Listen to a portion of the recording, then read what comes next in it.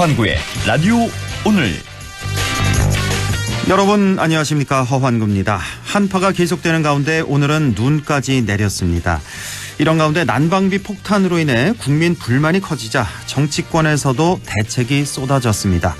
오늘 오전 대통령실에서 난방비 절감 대책을 발표했는데요.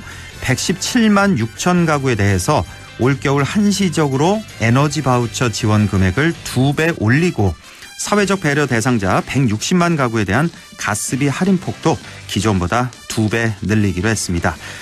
야당에서도 방안을 내놨죠. 7조 2천억 원의 에너지 고물가 지원금 지급 방안을 제안했습니다. 오늘 한 신문에서 열화상 카메라로 아파트 단지와 쪽방촌을 촬영한 결과를 지상에 실었는데요. 빨간색과 파란색으로 확연하게 구분이 되더군요. 아파트 단지는 영상 9도, 쪽방촌은 영하 13도. 가난할수록 이렇게 추위에 더 취약합니다. 이런 걸 돌보라고 정치가 있는 거겠죠. 당리당략은 당장 멈추고 민생을 돌봐야겠습니다. 1월 26일 목요일 라디오 오늘 광고 듣고 시작합니다. 당연 아닙니다. 우리 나이엔 재산 물려주는 게 걱정이죠. 이럴 땐 상속을 내 뜻대로 하나은행 리빙트러스트. 10년 이상의 신탁 노하우, 전문가의 맞춤 상속 설계. 원금 손실에 유의하시고 투자 전 설명을 청취하세요. 하나 리빙트러스트를 검색해보세요. 이경이에요. 연말정산 때 황금 못 받는 분들께 음악 하나 띄워드릴게요. 모바일 퇴직연금의 진단관리부터 직접 찾아가는 전문 컨설턴트까지 하나은행 연금 닥터. 퇴직연금 IRP는 가까운 하나은행에서 만나요. 원금 손실에 유의하시고 자세한 내용은 하나은행 홈페이지를 참조해주세요. 라디오 오늘 목요일 순서 시작합니다. 1부 보수의 눈으로 시사 현안을 짚어보는 천하람의 천하무적, 천하람 변호사와 함께하겠고요. 2부 이슈 오늘에서는 교육부에서 추진 중인 늘봄 학교, 경북교육청에서도 시범 운영에 들어간다는데요. 반대와 우려의 목소리가 있습니다. 전교조 경북지부 이다영 정책실장 연결해서 함께 얘기 나눠보겠습니다.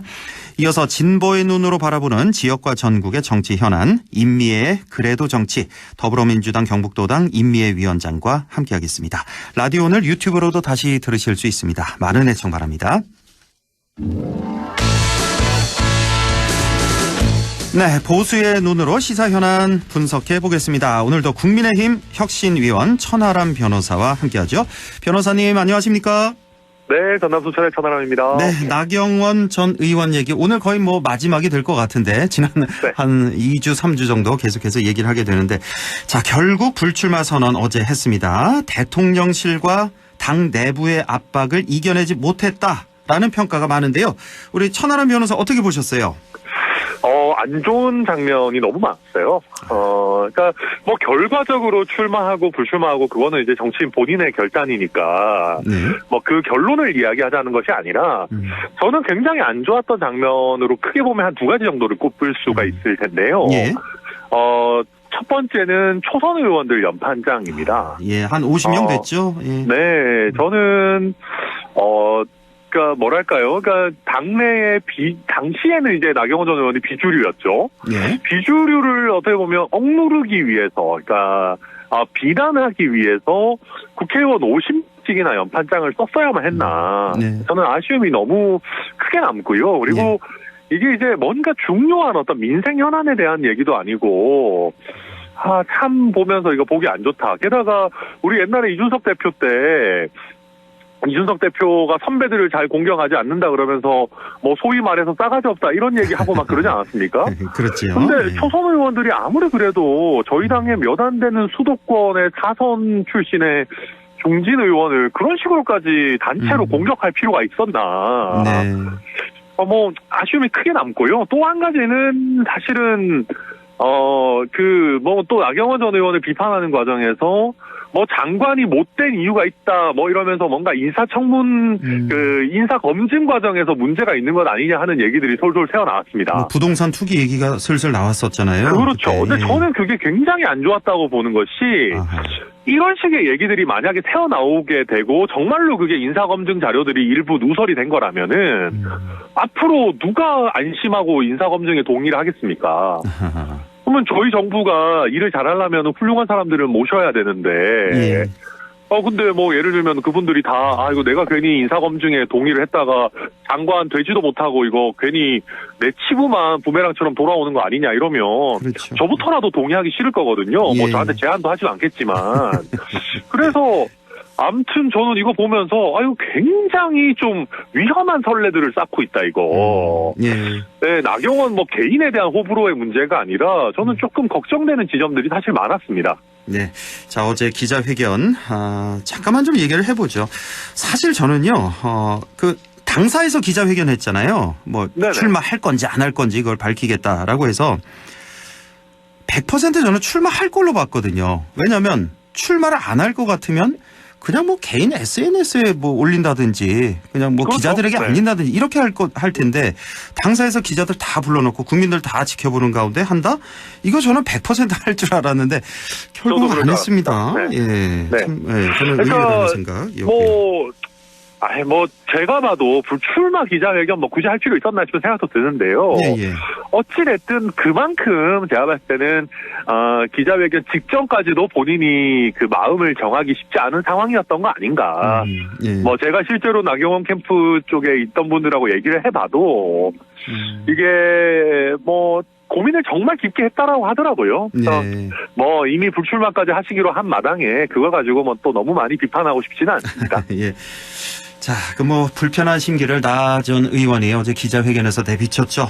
용감히 내려놓겠다. 솔로몬 재판에 진짜 엄마 같은 결단을 했다. 자, 솔로몬 재판 뭐 다들 아시겠지만, 예. 네. 여기 뭐 진짜 엄마는 자기 본인이고 가짜 엄마는 누구냐 뭐 그런 얘기도 지금 많습니다. 윤핵관이냐 장재원이냐. 그러면 솔로몬은 또 누구냐. 그 윤석열 대통령 본인이냐. 다 그렇게 뭐 불편한 심기를 내비쳤다 이렇게 봐야 되겠네요. 맞죠. 그렇다라고 봐야 되겠죠. 아마 본인 입장에서는 굉장히 서운할 겁니다. 여러 가지로. 그렇겠죠. 예. 네. 그러니까 그리고 사실 나경원 전 의원이 저희 당에서 활동하면서 뭐 좀 표현이 그렇지만 이런 대우, 이런 대접을 받아본 적이 없습니다. 그렇죠. 예. 그러니까 아마 어안이 봉봉할 거고 본인도 또 원래 친했던 사람들한테도 실망한 부분들이 많이 있을 거고. 근데 어찌됐든 저는 그 어떤 불출마 선언의 그런 가시돋친 부분들은 저는 솔직히 별로 좋지 않았다고 봅니다. 아, 그래요. 예, 왜냐하면 정말 본인이 이런 부분에 문제가 있고 내가 정말 당을 사랑하는 사람이면 출마를 해야죠, 오히려. 아, 그렇겠네요. 예, 저는 그래서 불출마라는 결정을 한 마당이면 예. 그냥 아무런 말도 하지 않고 불출마하겠다라는 정도로 끝내는 게 맞지 않았나. 뭐 그 그렇네요. 심정은 이해가 갑니다만 글쎄요, 저는 솔직히 그렇게 동의를 하기는 쉽지 않습니다. 용감히 내려놓겠다. 이게 앞뒤가 안 맞는다. 그거네요. 그러니까 네, 저는 그렇게 용감히 생각합니다. 출마하겠다. 이거는 말이 되는데. 그럼요. 당내가 당당히 내려놓을 이런 수 상황이니까. 있으면 몰라도 좀 예. 이상하죠. 네. 자, 이렇게 뭐 일련의 이 나경원 사태를 보면서 예전에는 그랬잖아. 이런 게 다 좀 은밀하게 진행되지 않았습니까? 뭐 있는지 없는지 확인이 제가 안 돼서 모르겠습니다만 은밀하게 했는데 지금은 너무 좀 노골적으로 폭력적으로 당무에 개입하는 거 아니냐 이런 비판이 많아요. 어떻게 보십니까? 저는 지금의 주류라고 하는 분들이 예. 그런 의미에서 조금 오히려 불안해하는 거 아닌가 싶은 생각을 해요. 주류들이 윤핵관들이 그러니까 불안해한다. 네, 그러니까 무슨 말이냐면 원래는 이거는 뉘앙스로 하는 겁니다. 정치는. 예. 특히나 저희 당원들 같은 경우는 뭐 거의 99% 이상 지난 대선에서 우리 대통령을 뽑았을 거고 예. 지금도 당연히 우리 윤 대통령을 지지하고 있는 분들입니다. 대부분 다. 그렇죠. 예. 그러면 거기서 어느 정도의 이 딱 그 아주 미묘한 뉘앙스들만 나와도 그런 부분 당원들이 충분히 존중하실 수 있거든요. 예. 근데 이거를 무슨 뭐 어떤 윤핵관 의원이라고 하는 분들이 대놓고 나와서 누구를 막 저격하고 이게 오히려 저는 우리 당원들을 좀 잘 못 믿고 본인들이 조급한 거 아닌가. 아, 또 그렇게도 네, 해석이 저는 되는군요. 사실 그렇게 보입니다. 예. 네. 자, 이제 그러면 당권은 김기현 대 안철수 뭐 이 정도 예상이 됩니다. 뭐 유승민 전 대표가 있긴 합니다만. 자, 그런데 이런 생각도 좀 듭니다. 지금 일련의 이런 사태. 이준석부터 시작해서 유승민, 나경원. 이어서 만약에라도 안철수 후보가 뭐 그 지지율이 위협적이라면 김기현 후보에 대해서 또다시 안철수 의원을 공격할 것인가 이런 생각까지 들게 돼요. 국민들 입장에서는. 근데 저는 이제 뭐랄까요? 그러니까 후보들끼리 아니면은 그 각 후보를 지지하는 세력끼리 공격하는 거는 얼마든지 해도 된다 생각합니다. 그렇죠. 예. 당연하죠. 그게 선거니까요. 예. 네, 그래서 아마 안철수 전 의원 같은 경우, 한 의원이죠. 안철수 의원 같은 경우는 지금 뭐 대통령실에서 나서서 뭘 어떻게 하고 이럴 수 있는 환경이 아니기 때문에. 예. 저는 뭐 김기현 후보 측 내지는 김기현 후보를 지지하는 쪽에서야 공격이 들어오겠지만 저는 그거는 뭐 그렇게 뭐 막을 수 있는 것도 막을 부분도 아니기 때문에 오히려 자연스러운 과정이다. 예. 뭐 그렇게 봅니다. 다만 제가 한 가지 걱정하는 거는 이제 막 국회의원들이 또 연판장 쓰고 이런 것만 안 했으면 좋겠습니다. 네. 또 뭐 제도를 바꾼다든지 뭐 이럴 가능성은 없을까요?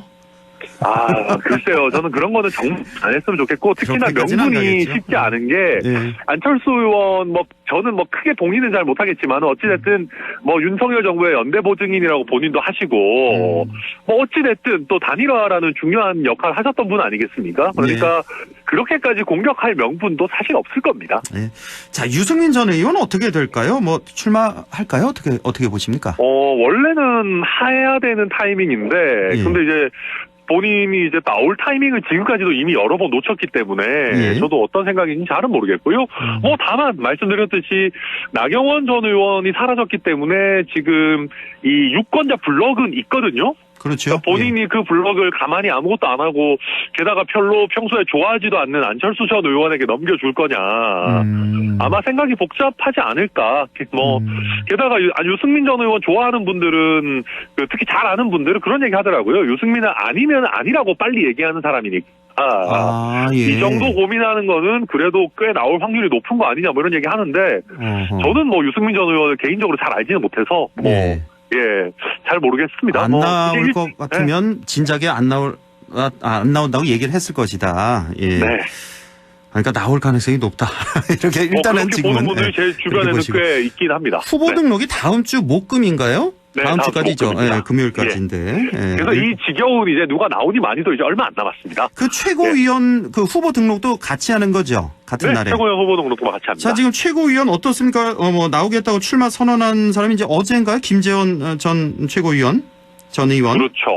근데 아직 별로 없어요. 그래서 없죠. 아마 최고위원들은 당대표 라인업이 어느 정도 정해지기를 지금 기다리고 있었을 거고, 이제는 어느 정도 정해졌으니까 아마 이번 주 후반부터 다음 주 초까지 출마 선언이 본물 터지듯이 나올 겁니다. 청년 최고위원 출마 장해찬 이사장인가요? 예. 네. 그분은 했죠. 현재 공식적으로 거긴 했고. 우리 또 천하람 변호사는요. 저도 하게 되면 꼭 빨리 말씀드리겠습니다. 아직 생각 중이신 거죠? 네, 그렇게? 저도 그렇습니다. 알겠습니다. 자, 난방비 폭탄 얘기 좀 해볼까요? 시민들 걱정 상당히 큽니다. 자, 민주당에서는 추경 편성 얘기도 나오고 있습니다. 대통령실은 오늘 발표를 했네요. 에너지 바우처 2배로 올리겠다. 또 160만 가구의 가스비 할인 2배로 올리겠다. 이렇게 발표를 했는데, 자, 이 정도 갖고 좀 해결이 될까요? 지금 어떻습니까? 그러니까 저는 지금 윤석열 정부가 그래도 책임 있는 정치하고 있다고 생각합니다. 그러니까 저도 사실 여당에 몸담고 있는 사람으로서 다 내년 총선까지 좀 표현이 그렇지만은 그냥 뭉개고 갔으면 좋겠다 싶은 생각도 있습니다. 그냥 적자 쌓고 요금 안 올리고 좀 한 1년 정도는 그냥 좀 더 뭉갰으면 좋겠다는 생각도 사실 있는데 근데 결국은 그게 다 미래 세대한테 짐을 떠넘기는 꼴입니다. 사실 저희가 국가 채무 늘어난 거 많이 얘기했습니다만은 한전 같은 경우에도 문재인 정부 출범할 때 부채가 한 70조 정도 됐었는데 문재인 정부 끝날 때 되니까 부채가 165조가 됐어요. 그렇습니까? 그러니까 그게 사실은 부채를 쌓으면서 그냥 요금 인상분을 그냥 계속 뒷세대한테 떠넘기고 있었던 것이거든요. 그래서 저희 정부도 그렇게 하려면 할 수 있죠. 왜 못하겠습니까? 근데 지금 우리나라의 인구 구조가 더 이상은 후세대한테 밀어서 그냥 당장 편하자라고 할 수 있는 상황은 아니기 때문에 저는 총선이 얼마 남지 않은 상황에서 대통령실이 그래도 용기 있는 올바른 결단을 했다. 참 고통스러운 시기지만은 대통령실에서 하듯이 정말 우리 어려운 취약계층에 대해서 좀 선별적으로 두터운 지원을 할 수밖에 없는 그런 환경이다. 저도 뭐 그렇게 보고 있습니다. 이 난방비 폭탄이 너무 심해서요. 지금 한 30-40%씩 뭐 이렇게 올랐다고 하던데. 뭐 그거보다 더 많이 올랐다. 더 많이 오르고 뭐 2배, 3배, 2배, 3배 나온다는 집도 많고. 이 원인에 대해서 뭐 전 정권 탓이다, 현 정부 탓이다. 지금 굉장히 날선 비판들을 서로 하고 있는데 어떻게 보십니까? 그러니까 사실 냉정하게 얘기하면 아무의 탓도 아닙니다.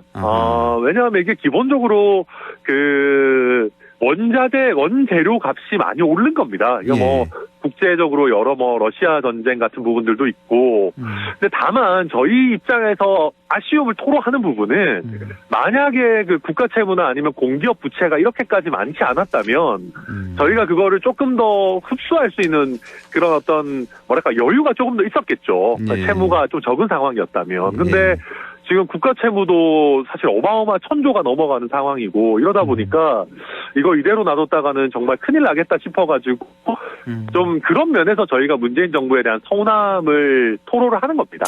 네. 국제 LNG 가격 같은 경우는 이제 지난해 상당히 폭등을 했고 맞습니다. 현재는 또 굉장히 또 폭락을 했다는 그런 소식이 있어서 네, 그게 좀 조정할 필요가 있지 않냐. 쉽지 않고 뭐 이렇게 또 여러 이유가 있는데 근데 그러다 보니까 이제 문재인 정부 때 뭐 비싸게 샀던 거 아니냐 뭐 이런저런 얘기가 있는데 근데 뭐 그때는 또 그때 사정이 있었겠죠. 그래서 저희가 뭐 함부로 그렇게 뭐 그때 의사결정 과정에 대해서 막 비판할 일은 아니라고 보고요. 다만 또 이제 올 겨울이 지나게 되면 상대적으로도 저렴한 가격으로 계약을 체결할 수 있을 거기 때문에 그렇죠.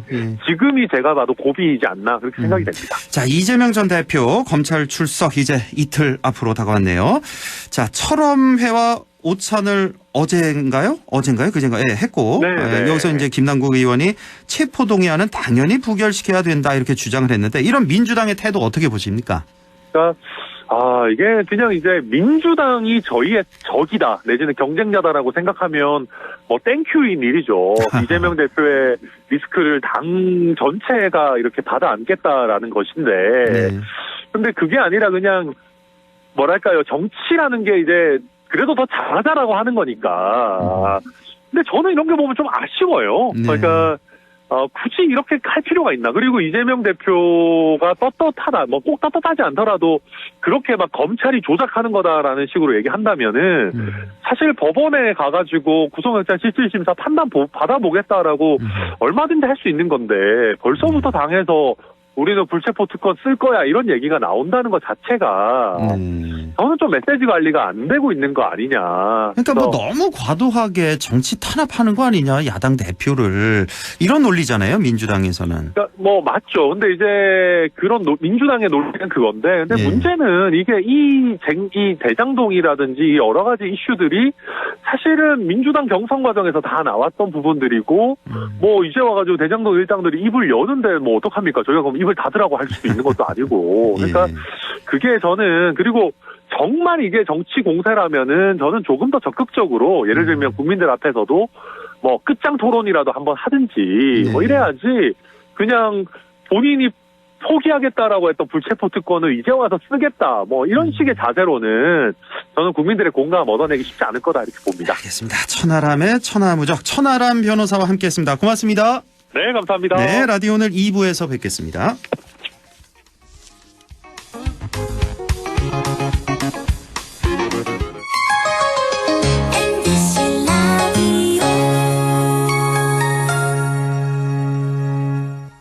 가구 살 땐 꼭 한번 가보자.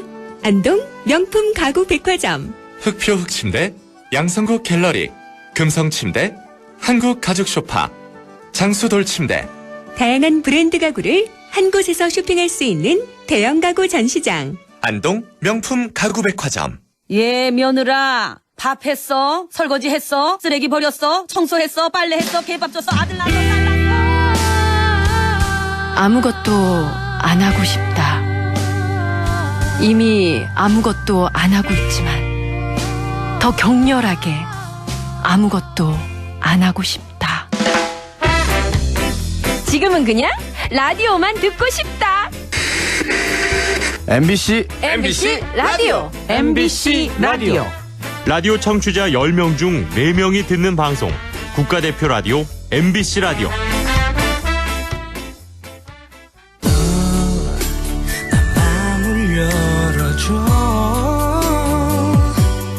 다가가 나 속삭이도록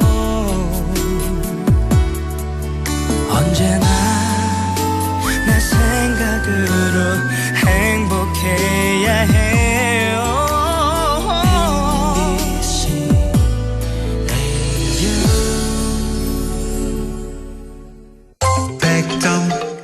MBC 라디오. 네, 6시 25분 35초 지나고 있습니다. 이슈 오늘 시작합니다. 3월 새학기부터 초등학교에서 오후 8시까지 원하는 학생이 돌봄 교실을 이용할 수 있는 늘봄 학교가 시범 운영됩니다. 자, 교육부의 시범 교육청 공모에 경북교육청도 선정이 됐는데요. 늘봄 학교 운영에 반대와 우려의 목소리도 있습니다. 자, 전교조 경북지부 이다영 정책실장 연결해서 자세히 알아보겠습니다. 자, 이다영 실장님 안녕하십니까? 네, 안녕하세요. 네, 수고 많으십니다. 자, 지난 9일이었죠. 교육부가 늘봄 학교 추진 방안을 밝혔고 2023년 올해 시범 운영을 거친다고 한 가운데 자, 경북교육청도 이 시범 운영 신청을 한 것으로 알려져 있는데요. 자, 우선 늘봄 학교라는 게 뭔지 설명을 좀 해 주시죠. 7 to 8 그러니까 7시부터 네. 밤 8시까지 확장형 전일제 돌봄 교실입니다. 네. 쉽게 말하면 기존에 운영되는 돌봄 교실 방식에다가 아침 돌봄이 추가되고 저녁 돌봄 시간이 연장되는 형태이죠. 이게 지금 초등학교 1학년 대상 맞죠? 1학년부터 2학년까지입니다. 아, 1학년, 2학년 이렇게 네. 새벽 7시에 나와서 밤 8시에 하교를 한다고. 사실은 예. 그 저학년이 대부분 중심이고요. 예, 예. 돌봄 신청을 받을 수 있는 자격은 학교마다 다르게 운영되고 있긴 해요. 그렇군요. 예. 아무래도 맞벌이 가정 위주로 좀 할 것 같은 그런 생각이 좀 드는데. 네네. 자, 이렇게 맞벌이로 인해서 아이들 돌보기가 어려운 학부모나 아니면 또 경제적인 이유로 이렇게 아이들 학원에 보내기 힘든 그런 분들에게는 도움이 많이 될 것도 같습니다. 일견 보기에. 자, 그런데 네네. 여기 지금 전교조에서 반대를 하고 있는데 자, 어떤 이유 때문입니까? 일단 늘봄학교의 주요 대상자는 앞서 말씀드렸듯이 초등 저학년 학생들이고요. 네. 이 학생들에게 오랜 시간 학교에 있는 것이 학생의 성장을 바라봤을 때 교육적으로 합당하지 않다는 거죠. 예. 작년에 이 돌봄과 관련해서 범국민 수요조사를 했었고요. 그 결과에 따르면 실제 돌봄이 가장 필요하다고 응답한 시간은 3시에서 5시까지고요. 오후 3시. 네, 오후 3시에서 5시까지. 예. 현재 돌봄 교실은 이 시간대 운영이 되고 있거든요. 예. 그렇다면 지금 현재 확대된 돌봄 교실 이 늘봄학교 정부가 추진하는 안에 따른 저녁 돌봄 시간대를 필요로 하는 응답률은 1.76%에 지나지 않아요. 아, 그래요? 네. 한 교실에 한 명 정도? 한 명도 이게 있을까 말까 한 거군요, 그러니까. 네, 실제로 평균의 함정일 수도 있는데요. 예. 큰 학교 같은 경우는 오히려 돌봄을 신청해도 하지도 못하는 학생들이 있는 게 문제고요. 예. 농어촌이나 이런 곳은 수요가 없어서 운영되지 않는 현재의 문제점들이 있습니다.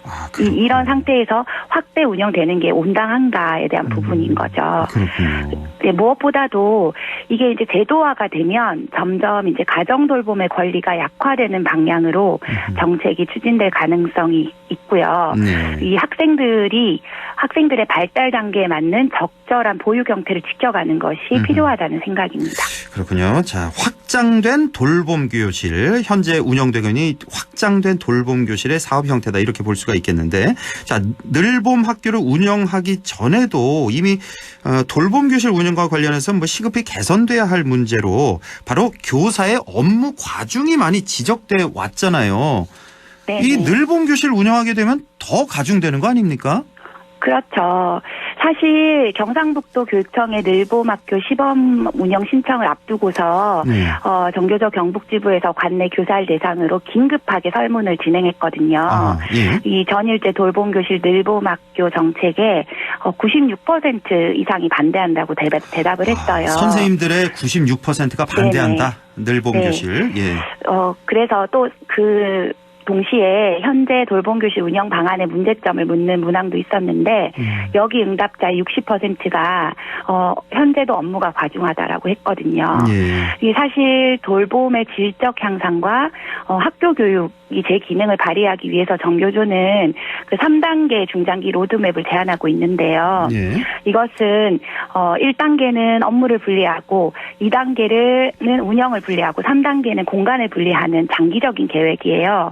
목적은 정말 아이들이 국가의 책임하에서 안정적으로 돌봐질 수 있도록 하는 환경을 하자라는 의도고요. 지금 경상북도는 1단계입니다.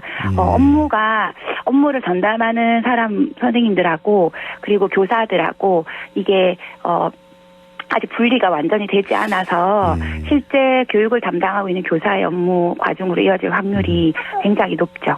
저는 지금까지 이렇게 우리 실장님 얘기 들으면서 딱 드는 생각이 아이들 초등학교 1학년, 2학년이면 학교 적응도 안 된 상태인데 아직 이런 학생들은 뭐 용변도 제대로 못 가릴 학생들도 있지 않습니까? 그중에 이렇게 어린 학생들인데 너무 오랜 시간 학교에 있는 거 아니냐. 일단 이게 첫 번째 저는 문제일 것 같고 그리고 두 번째가 이게 뭐 하루에 한두 시간 정도면 뭐 어느 정도 교육 계획을 세워서 이렇게 잘 돌봐줄 것 같은데 너무 시간이 길다 보니까 자칫 이 늘봄 학교가 부실하게 운영되는 거 아니냐. 그냥 아이들 그냥 방치하게끔 되지 않을까. 이런 걱정이 사실 많이 됩니다.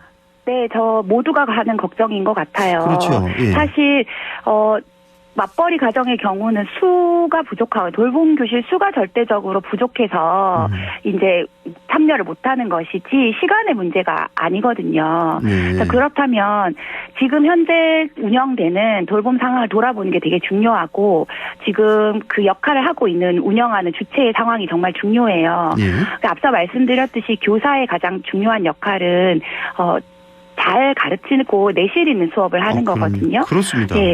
수업이라는 것이 계획도 해야 되고 그 시간에 물론 아이들하고 이렇게 활동하고 이런 것도 있지만 뭐 평가도 해야 되고 준비 시간이 절대적으로 필요한데 현재 여건상 여러 선생님들이 업무로 인해서 온전하게 집중하지 못하는 것은 현실이에요. 돌봄을 담당하고 있는 대부분 교사들이 겪고 있는 상황이고요. 그 업무라는 것이 이제 뭐 강사 선발, 그다음에 프로그램 제반 상황에 대한 계획, 그다음에 행재정 업무들 이런 또 돌봄 교실에서 일어나는 유감스러운 안전사고에 대한 책임까지요. 그래서 돌봄 또한 사실은 아이들의 삶이기 때문에 교사가 책임지고 관심을 가져야 된다고 주장할 수 있고 저희도 그렇게 생각하지만 현실적으로 학교가 포화 상태인 거는 맞거든요. 또 그러면 이 돌봄 전담사들은 또 열악하기는 마찬가지예요. 현재 이제 5시간 근무를 하게 됐다가 1시간이 연장됐는데 이 6시간 동안 아이들이 또 돌보고 프로그램도 운영하고 모든 돌봄 업무를 처리한다는 것은 사실 불가능하거든요. 그럼 학교로 봤을 때 서로 힘든 상황에서 합리적인 해결책은 나오지 않고 있고 갈등은 계속되고 있는데 이걸 확장한다는 것을 분명 이걸 질적으로 제고하고 개선하고 이런 것은 고사하고 오히려 형식적으로 흘러서 그 피해가 아이들이 보게 되지 않을까 하는 우려를 하고 있어요. 결론적으로는 단순하게 교사 업무가 늘어서 또는 돌봄 전담사의 처우가 문제라서 하는 어떤 푸념이 아니라 정말 학교가 이런 문제들로 인해서 제 역할을 하지 못하고 이 돌봄이 아이들을 위한 방향을 잃을 때 무엇이 아이들을 위한 것일까에 대한 그런 방향을 잃을 때 우리 사회가 얻을 것이 무엇이겠습니까? 그러니까요. 아이 그 본인 입장에서 생각을 해보자면 아까 왜 처음 시작할 때 7 to 8이라 하셨잖아요. 새벽 7시부터 밤 8시까지 학교에 있는 거예요. 아이들이 좋아할까? 이런 생각. 13시간 있는데 그렇죠. 이거 교육적으로 이게 문제 있는 거 아닐까 이런 생각이 좀 드네요. 사실 이 시기 학생들, 그러니까 어린 친구들 보면 정서적 기초를 형성하는 시기고요. 그럼요. 발달 단계상. 그래서 감정을 배우기도 해요. 무엇보다 환경 변화에 따른 불안을 굉장히 느끼는 시기이기 때문에 1학년에 학교 적응기를 가지고 조기 하교를 하는 이유가 있는 거예요. 그렇죠. 여기 늘봄학교 정책에 따르면 이 에듀케어라는 명목으로 1학년 입학 초기 돌봄 공백을 메우는 부분이 있는데 네. 부모님 입장에선 사실 저도 부모고 그 시기 급박하게 아이를 맡길 곳이 없어 곤란할 수는 있겠어요. 그렇죠. 그렇지만 아이들을 생각해 봤을 때 이게 정말 애들이 위한 것인지는 우리 어른들이 고민해봐야 되는 거거든요. 사실은 좀 넓게 봤을 때 우리 부모들이 정말 발 동동거리지 않고 아이를 돌볼 수 있는 권리를 우리 사회가 보장해줘야 된다고 생각해요. 그렇죠. 또 한 가지는 이제 이 프로그램들이 제시가 되어 있거든요. 근데 이거는 결국은 교육과정의 방향과 일치해요. 그 교육과정에 포함되어 있다는 얘기는 이미 애들이 수업을 통해서 배울 수 있는 내용이라는 거거든요. 그러면 이 아이들 이 시기에 이걸 배우느냐, 교육과정에서 고학년들이 배우고 있는 거예요. 코딩이나 이런 것들은. 사실은 포장된 조기 교육일 가능성도 있어요. 그래서 사실 이 시기 아이들은 신체적으로 굉장히 흥미가 많고 신체적으로 하는 활동에 흥미가 많고 그 욕구가 충만해서 의사소통도 신체적으로 하기도 하고 그러거든요. 이 시기 아이들한테 정말 쉬고 놀 수 있는 권리를 보장해야 하고 그게 전인 발달의 기본이에요.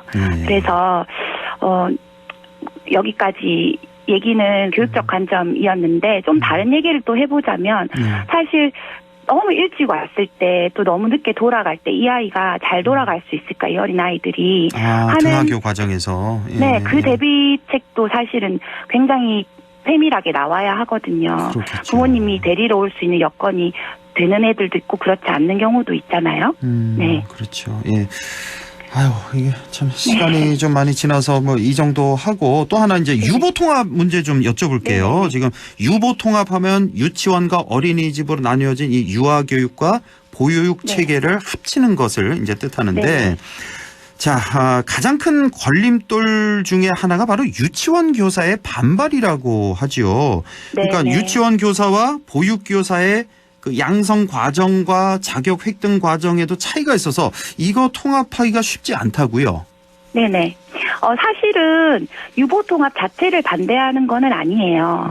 그렇지만 지금처럼 밀어붙이기식으로 추진되는 방식은 앞서 말한 늘봄학교처럼 혼란을 부추긴다는 입장이고요.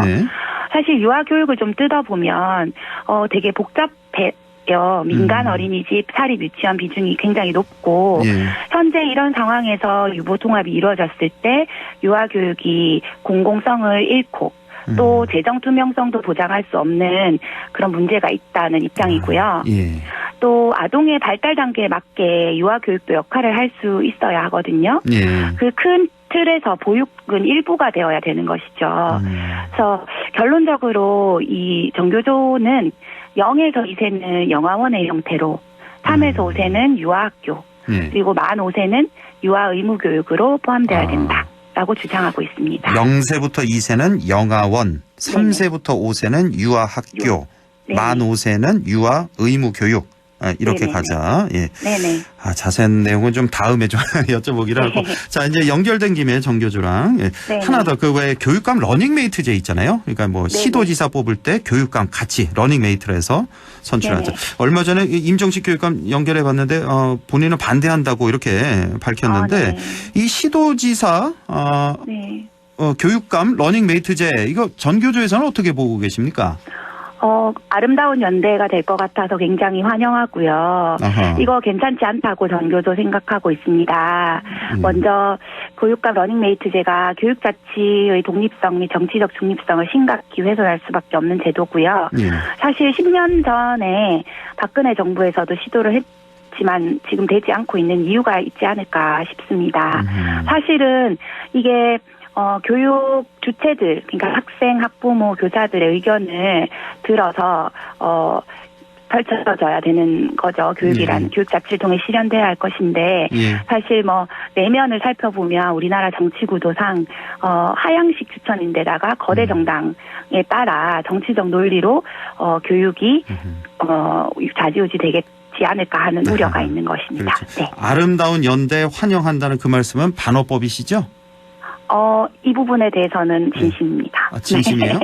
네. 아름다운 연대를 환영하신다고요? 전교조에서 이게 무슨 뜻이에요? 러닝메이트제를 반대하신다는 임종식 교육감의 입장에 동의한다 그런 의미입니다. 임종식 교육감의 의사에 환영한다. 네. 알겠습니다. 여기까지 말씀 듣겠습니다. 전교조 경북지부 이다영 정책실장이었습니다. 고맙습니다. 네, 감사합니다. 네, 인미의 그래도 정치 바로 이어가겠습니다. 이번에 진보의 눈으로 시사 현안 짚어보죠. 자, 민주당 경북도당 임미애 위원장 연결돼 있습니다. 안녕하십니까? 네, 안녕하세요. 임미애입니다. 예, 위원장님 설 명절 잘 보내셨고요? 예, 잘 보냈습니다. 예. 자, 이번 설날 밥상에 오른 얘기거리, 어떤 얘기거리가 있었을까요? 나경원, 윤석열 대통령, 이란 발언, 이재명 수사, 이 등등 많이 있었을 것 같은데요. 어떤 많았어요. 얘기 많이 들으셨어요? 지금 윤 정부에 대해서는 이야기가 나오는 게 대체적으로 이제 큰 얘기가 나오지는 않았는데요. 네. 일반적인 이야기가 기대 심리가 별로 없는 거예요. 기대를 이 정부가 이렇게 뭘 잘할 것이다 내지는 이러이러한 건 이렇게 바꿀 것이다 이런 기대 심리가 별로 없고 오히려 이란에 지급해야 할 원유 대금 8조 7천억에 대한 이런 거 압박 들어오면 어떡하냐. 내지는 호르무즈 해협 봉쇄하면 이거 기업이 이 부담을 어떻게 감당하냐. 이제 외교 나갔을 때 실언에 대한 걱정들. 근데 이게 진심 걱정이라기보다는 약간의 놀림거리가 되는 듯한 느낌을 좀 많이 받았고요. 그 정도까지. 네네. 그리고 또 이재명 대표에 대한 이야기는 이재명 대표를 지난 대선 과정에 찍은 사람이나 안 찍은 사람이나 약간 이런 느낌이 있어요. 어떤 느낌이요? 피로감을 느끼는 것 같아요. 이제 좀 그만하면 좋겠다. 검찰도 이거를 굳이 내년 총선까지 질질 끌고 간다거나 껌껌이 자꾸 소환을 하거나 이러는 게 아니라 그냥 조사 딱 해놓고 한 방에 불러서 쭉, 그게 1박 2일이든 2박 3일이든 조사한 다음에 처리를 하면 되지. 이거를 계속 이렇게 질질 끌고 가서 국민들을 피로하게 할 필요가 뭐가 있냐. 빨리 마무리됐으면 좋겠다. 이런 이야기들을 좀 많이 하시더라고요. 그리고 무엇보다도 이번 설 밥상에서 가장 얘기가 많이 됐던 건 가스 요금이었고요. 가스 요금이. 올라도 너무 많이 올랐죠. 근데 이제 가스 요금 얘기가 나왔는데 이제 저희가 차례를 좀 이렇게 제꾼들이 좀 많아요. 저희가 종손이어서 많은데 이번 명절이 모처럼 거리 두기가 없는 상태에서 치러진 명절이다 보니까 사람들이 좀 많이 모였는데 도시에서 온 사람들은 가스 요금 올랐다고 막 얘기를 하는데 이 지방에 사는 사람들은 딱 반응이 이거였어요. 어떤 거요? 가스를 뗄 수 있는 니네들이 부럽다. 그러네요. 시골은 보통 저 도시가스 안 들어온 곳이 또 많잖아요. 그렇죠. 가스가 아니라 석유를 연료로 쓰고 있는 사람들이 북부권에 굉장히 많잖아요. 많죠. 그러다 보니까 이분들은 작년부터 등유값이 계속 올랐던 거예요. 맞습니다. 그래서 제대로 떼지도 못하면서 난방비 폭탄을 제대로 맞고 있는데 그러다 보니까 이 가스 뗄 수 있는 니네가 너무 부럽다. 우린 그거라도 떼고 싶다. 이게 경북 북부권 사람들의 민심이었습니다. 가스 요금이 아무리 많이 올랐어도 등유 떼는 분들보다는 덜하겠죠. 아무래도. 비교가 안 돼요. 비교가 안 되는 거죠. 제가 오늘 어제죠. 도에다가 요청을 해봤어요. 우리 도시가스 보급률이 어느 정도인가. 그리고 우리 요금이 경북 전체. 네네. 경북 전체. 경북 전체 확인을 해봤는데 예상대로였습니다. 어떻습니까? 평균 보급률은 한 67%다라고 얘기를 하는데 이게 도시화되어 있는 포항이나 구미나 김천이나 이런 곳은 보급률이 90%가 넘고요. 거기 또 인구도 많고 하니까. 예. 그렇죠. 예. 그런데 이게 저희가 도시가스가 전체 4개 권역으로 나누어서 보급이 되거든요. 포항권역, 예. 구미권역, 예. 경주권역. 경주는 영천하고 묶어서 그다음에 안동권역. 예. 그런데 포항권역은 포항은 90%예요, 보급률이. 그런데 예. 영덕은 19%, 울진도 19%. 아, 이렇게 차이가 났습니까? 많이 나는 거죠. 예. 구미는 예. 100%가 넘어요. 100%가 넘어요? 넘을 예. 수도 있나요? 이게 100%? 그러니까 보급 이게 망은 다 깔렸다는 소리죠. 그래요. 예, 망은 다 깔려 있다는 소리고. 예. 그런데 구미권역에서 공급받고 있는 성주나 청도나 이런 군 단위는 성주는 10%예요, 보급률이. 아이고, 그렇습니까? 청도도 11%. 예. 이게 저희 그 안동권역에 보면 안동이 제일 많은데요. 예. 67.5%가 안동이 보급되어 있고 예. 군이 10%, 의성은 8.7%. 아이고. 공화 11.6%예요. 혹시 그 의성 그 시내 있잖아요. 시내에도 네네. 인구가 많잖아요. 그쪽도 네. 시내도 다 이렇게 커버가 안 되나 보네요. 도시가스가. 다 안 된 거예요. 이게 그렇습니까? 그 시내는 다 다세대 될 줄 주택, 알았는데. 예. 아파트 이런 쪽은 보급이 되어 있고 아하. 이 단독 주택들로 좀 이렇게 외곽에 읍 소재지 내에서도 외곽으로 빠져 있는 곳은 빠져 있는 곳이 많은 거예요. 보급이 안 된 곳이. 그러다 보니까 이게 도에서 확인한 22년 12월 기준이거든요. 작년 말 기준으로 하면 의성은 8.7%예요. 그러면 경북 전체적으로 한 31%, 32% 정도가 도시가스가 평균으로는 안 된다는 소리거든요. 그렇죠. 3분의 1. 예. 네네. 근데 그러면 이 사람들 중에 2%가 저희가 연탄이고 나머지는 등유나 화목보일러예요. 그렇죠. 예.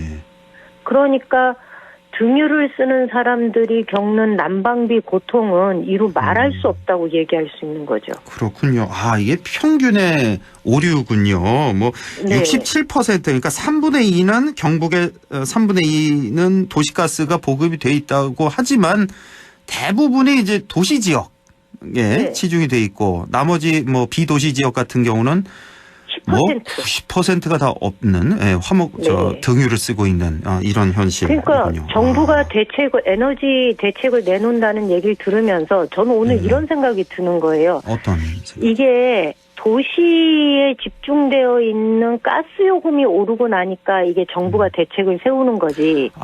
난방용 등유나 내지는 연탄이 올랐다고 하면 이 정도 대책을 신속하게 세울까? 야, 이건 재난도 어느 곳에서 당하느냐에 따라서 이 정부 대책이 다르게 세워지잖아요. 그래서 예. 지방에 사는 사람들은 재난을 당해도 훨씬 더 그 폭이 넓고 상처가 깊구나 이런 생각을 또 한 번 하게 되는 계기였습니다. 그러니까요. 이 추위도요. 가난하냐 가난하지 않냐에 따라서 그 체감이 완전 다르잖아요. 제가 아까 처음에 오프닝 할 때 예, 들었어요. 오프닝 할 때 뭐라고 했더라.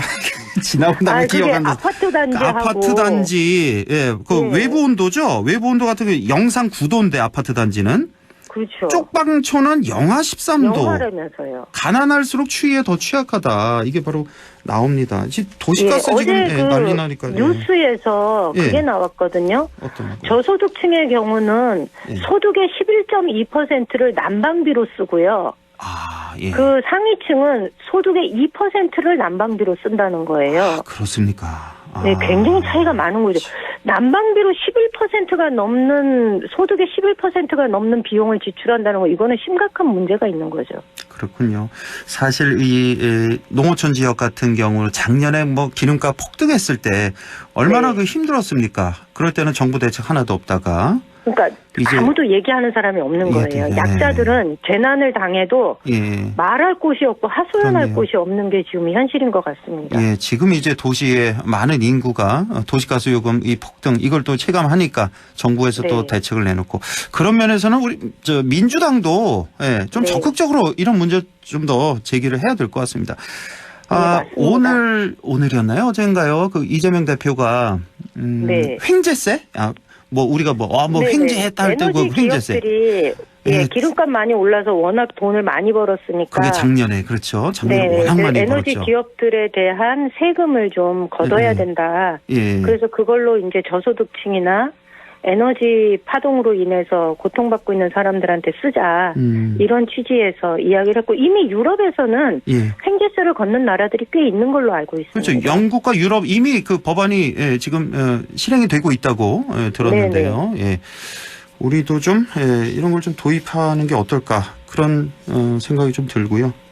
네. 자, 이 가스 요금 얘기는 준비한 거 다 하셨나요 혹시? 가스 요금이요? 제가 확인을 해보니까 이게 이 가스 요금이 책정되는 방식이 산자부 장관이 도매가, 그러니까 공급 가격을 정해줘요. 그러고 나면 도지사가 이 가스를 공급하는 공급 업체의 가격을 공급 비용을 정해주는 거죠. 그래서 두 개를 합쳐서 비용이 결정되는 거거든요. 근데 이게 전국에서 안동권역의 가스 비용이 제일 비싸요. 제가 그래요? 이거를 한국도시가스협회에 들어가서 가격을 비교를 해봤는데 전국 다 놓고서 비용이 안동권역의 이 가스비가 제일 비싸더라. 왜 그럴까요? 아마 공급 비용의 차이가 있는 것 같습니다. 그러니까 산지가 많고 가구가 뚝뚝 떨어져 있다 보니까 그 망을 까는 데 들어가는 비용 이런 것들이 그런 게 다 다른 지역에 비해서는 도시화율이 떨어지니까 그래서 이게 비용이 상대적으로 다른 지역에 비해서 높은 게 아닌가 이런 생각이 좀 들었어요. 워낙 또 뭐 면적이 넓다 보니까 거기를 또 가스관을 다 연결해야 되니까 그 비용이 다 반영돼서 이렇게 비싸다. 그렇군요. 시간이 조금 한 3분 정도 있는데 그래요? 7.2조 원 정도의 그 에너지 고물가 대책기금 조성하자. 이게 지금 민주당에서 나온 대책 아니겠습니까? 네. 이 대책 뭐 어떻게 보십니까? 이 대책에 대해서. 이거 저희가 지금 그러니까 이거를 소득 구간별로 나누어서 그래서 전 국민의 80%인 4,117만 명한테 1인당 10 내지 25만 원을 드리는 것으로 해서 하위 소득은 1인당 25만 원, 그래서 4인 가구 기준으로는 100만 원. 그다음에 소득 30에서 60% 되는 가구에는 1인당 15만 원, 소득 60에서 80% 해당되는 가구에는 1인당 10만 원. 이렇게 해서 지원을 하자. 이게 우리가 코로나 겪으면서 재난지원금이 지급된 적 있지 않습니까? 근데 이거는 사실은 이게 워낙 상황이 심각해지니 물가 올라갔죠. 환율 지금은 그래도 어느 정도 잡혔다고 하지만 이자가 너무 비싸지요. 이로 인한 서민들의 가계 부담이 너무 크니까 이걸 한시적으로 이 에너지 물가 지원금을 마련해서 이것을 좀 지급해 주자라는 것이 민주당의 안입니다. 실제로 프랑스, 스웨덴, 스페인 이런 나라들이 해외 주요 국가에서도 지난해 에너지 비용 폭등으로 국민이 굉장히 어려워졌기 때문에 특단의 조치를 마련했거든요. 그래서 그것과 연계지어서 우리나라도 특단의 조치가 필요하지 않냐. 실제로 지금 어려운 건 서민들이지 부자들이 아니거든요. 그렇습니다. 이 7.2조의 대책기금 조성 이게 상당히 구체적이군요. 그러니까 전 국민의 한 80% 정도에게 좀 나눠주자. 그래서 차등을 좀 둬서 소득 수준의 차등을 둬서 1인당 25만 원, 15만 원, 10만 원 이런 식으로 지급하자. 이런 안이군요. 거기에 들어가는 이게 구체적으로 계산이 다 돼 있어요. 거기에 들어가는 예산 소요 예산이 다 합치면 7조 2천억 원이 된다 이런 거죠. 알겠습니다. 자, 오늘 말씀 여기까지 좀 드려야 될 것 같습니다. 뭐 민주당에서 얼마 전에 또 추경 30조 편성하자 이런 안도 제시를 했던데 이것도 다음에 또 기회가 있으면 좀 해봐야 될 것 같습니다. 이게 뭐 꼭 필요한 건지 아니면 또 국민의힘에서는 방탄용 아니냐 이렇게 또 공격을 하는데. 근데 뭘 해도 방탄용이라고 얘기하는데요. 이제는 그 국민의힘도 자꾸 전 정부 탓하지 말고 책임 있는 여당답게 행동을 하면 좋겠습니다. 아니 그리고 에너지 값 오른 것이 예. 어떻게 원전 정책하고 연결을 지어요? 원전은 전기고, 그렇죠. 예. 에너지 오르는 거는 화석연료 값이 오르면서 생기는 문제인데 그것을 무리하게 그렇게 끼워 맞출 필요는 없잖아요. 예. 어거지를 부려도 어느 정도껏 해야지. 여기까지 말씀 듣겠습니다. 더불어민주당 경북도당 임미애 위원장과 함께했습니다. 고맙습니다. 예, 고맙습니다.